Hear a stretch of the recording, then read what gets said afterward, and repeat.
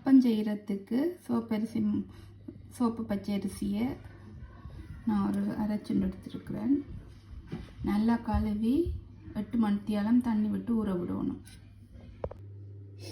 அப்பத்துக்கு ஒரு tumbler soap பச்சை அரிசிக்கு ஒரு கைப்பிடி தேங்காய் பூவும் 2 பிரெட் துண்டையும் வச்சு போட்டுட்டு அதோட அந்த அரிசியும் போட்டு நல்லா நைஸாக அரைச்சிடுங்க. ஊறின சோப்பு பச்சை அரிசியும் போட்டு நல்லா நைஸாக பறக்கும்.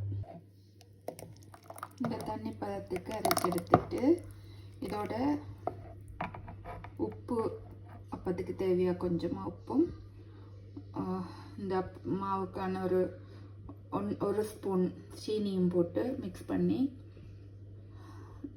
இன்றைக்கு அரைச்சா நாளைக்கு மார்னிங் சுடலாம். புளிச்சிடும். 8 மணித்தெல்லாம் மூறிட்டு இருந்தால் வெயிலண்டா புளிச்சிடும்.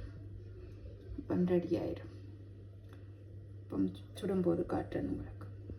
இப்போ காலமையில் இப்போ புளிச்சிடும்.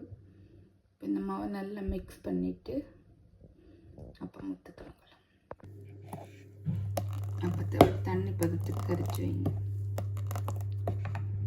ஒரு டிஷ்ஷில் சீனியை போட்டுட்டு ஒரு தேங்காய் பாலை விட்டு மிக்ஸ் பண்ணி நல்லா கரைச்சி வைங்க. நான் இந்த மில்க் பட்டி வர்றேன், திக்கானது.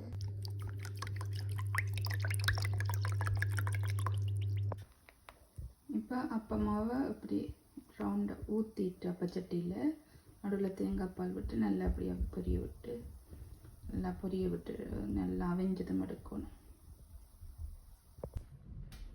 இப்போ பாலப்பம் ரெடி ஆகிட்டுது.